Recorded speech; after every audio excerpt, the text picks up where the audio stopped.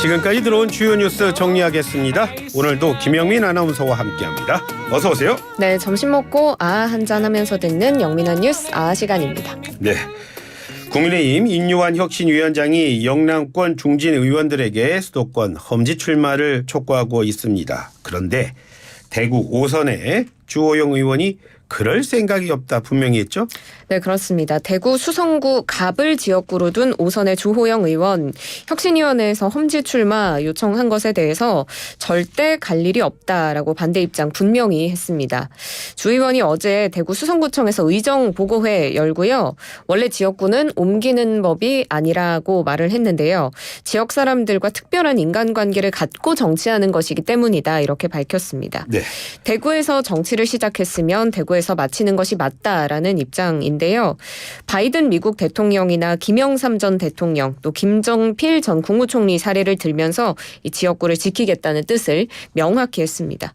그리고 혁신위가 3선 이상 동일 지역구 출마 제한하는 방안을 검토하는 것에 대해서도 3선하고 또 어디로 가나 들쑤시고 다니면 나라가 엉망이 된다면서 이것도 현실화 가능성이 낮다고 평가했습니다. 네. 친윤계 험지 출마 요구에 대해서 지금 국민의힘 반응들 좀 어떻습니까? 네, 국민의힘 지도부는 친윤계 험지 출마 요구하는 권고 사항일 뿐이었기 때문에 지도부가 의결할 사항은 아니라고 밝혔습니다. 박정아 수석 대변인이 혁신위원장 말처럼 권고 사항이었던 것 같다면서 이건 보고 내용에 없었다고 말했고요. 그리고 박 수석 대변인은 이 건은 당사자들에게도 시간이 필요하고 어느 정도의 판단도 필요하기 때문에 지도부가 의결할지 말지 할 성격은 아니라고 선을 그었습니다. 예. 2호 혁신안 나왔는데 2호 혁신안에 대해서는 지금 또 어떤 얘기들 나오고 있어요? 네, 2호 혁신안에 대해서 박정아 수석 대변인이 오늘 오전에 최고위원회 직후 브리핑에서 밝힌 내용이 있는데 혁신위 취지에 전적으로 공감하고 혁신위의 의사를 존중한다면서 종합적으로 검토해서 향후의 입장을 드리겠다라고 말했습니다. 아무래도 2호 혁신안이 1호 혁신안에 비해서는 의결이 늦어지고 있어서 그에 대한 질문이 나오자 의원 정수, 세비 삭감은 모두 입법사항으로 의원총회 거쳐야 하고 또 선출직 하위 20% 공천 배제도 총선 기획단의 실무적 검토가 필요한 부분이라고 말했습니다. 그리고 의원 불체포특권 포기도 의견 수렴 절차가 필요하다는 입장입니다. 네. 더불어민주당 이재명 대표가요. 내년 총선에 대해서 인재 영입 자신이 직접 하겠다 그런 말 했다고요? 네, 더불어민주당이 내년 총선에 대비해서 인재위원회를 구성했습니다. 그리고 이재명 대표가 직접 당의 인재위원회 위원장을 맡기로 한 건데요. 예. 박성준 민주당 대변인이 이 대표가 인재위원장 맡아서 당의 인재 발굴, 영입, 또 양성과 육성까지 인재 자원의 정책 수립과 집행을 담당하게 될 것이다라고 밝혔습니다. 예. 인재를 당 내부에서 찾겠다. 이게 무슨 말이죠? 네, 박 대변인이 과거 인재위원회는 주로 외부의 신진 인사 영입에 주력을 했다면 예. 이번에는 당 내부 인재 그리고 당무에 참여한 정무 경력이 있는 외부 인사들 포함해서 발탁할 계획이다. 이렇게 말한 건데요. 그래서 명칭도 인재 영입위원회가 아니라 인재위원회가 되는 것이다라고 설명을 했습니다. 이재명 대표는 인재 영입과 관련해서 민생 회복이 핵심 과제이기 때문에 미래 과학기술과 경제 회생에 도움이 되는 훌륭한 인재를 최우선으로 발굴해야 하지 않을까라고 말했고요. 그리고 지금 외부 인사가 아니라 당 내부 인사에 중점을 두는 이유가 있느냐 이런 질문을 받자 예. 이 대표는 내부 인사에 중점을 둔 건 아니다 이렇게 답하기도 했습니다.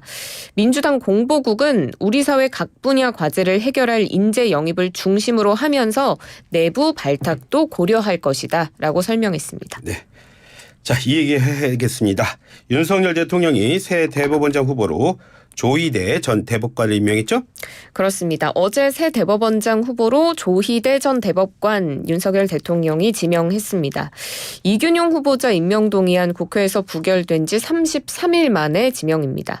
김대기 대통령 비서실장은 조 후보자에 대해서 법관으로서 국민의 재판을 받을 권리를 보장하는 데 평생을 헌신했고 또 대법관으로서도 원칙론자로 정평이 날 정도로 법과 원칙이 바로 선 합리적이고 객관적이고 공정한 판단력 보여왔다고 설명했습니다.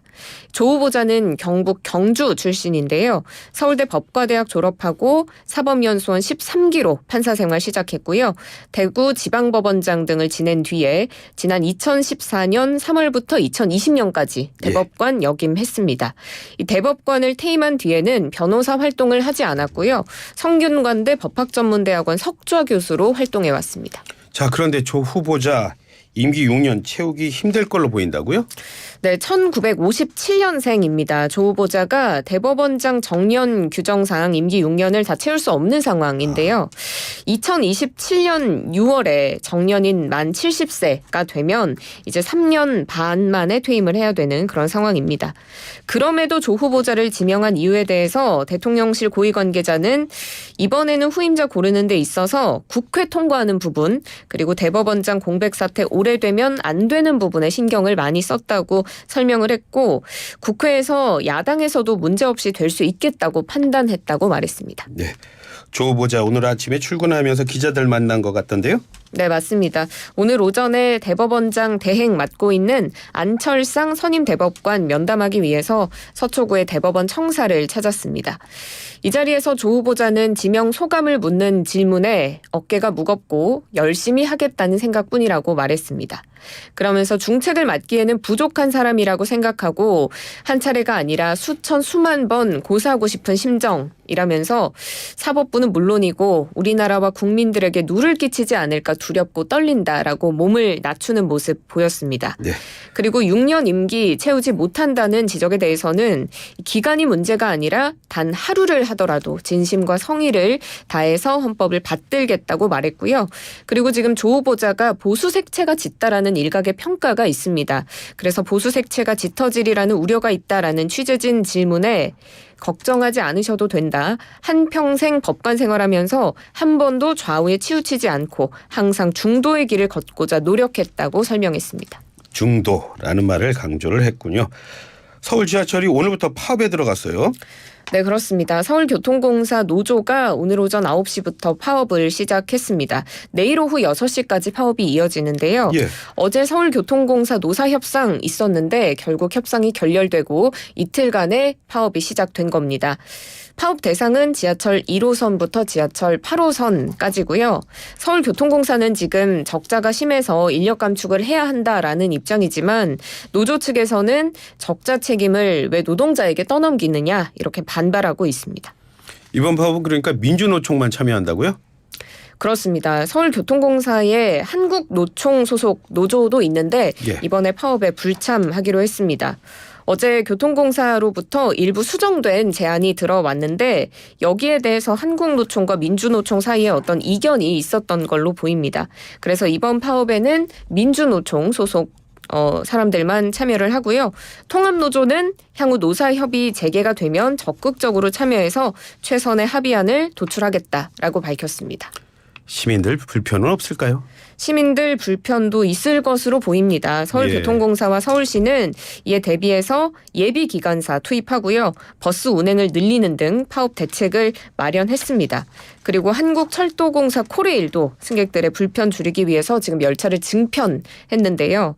코레일이 서울교통공사와 공동으로 운영하는 노선인 134호선에 대해서는 오전 오후 시간대 모두 20회 임시 전동열차 투입하겠다고 밝혔습니다. 그래서 코레일은 파업 기간에 열차 운행에 대한 임시 시간표 또 지연 안내문을 모든 역에 게시하고요.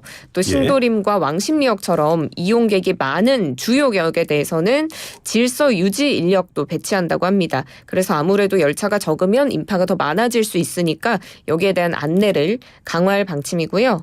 내일까지는 지하철을 이용하실 때 그래도 평소보다 조금 더 여유 있게 움직이시는 게 좋겠습니다.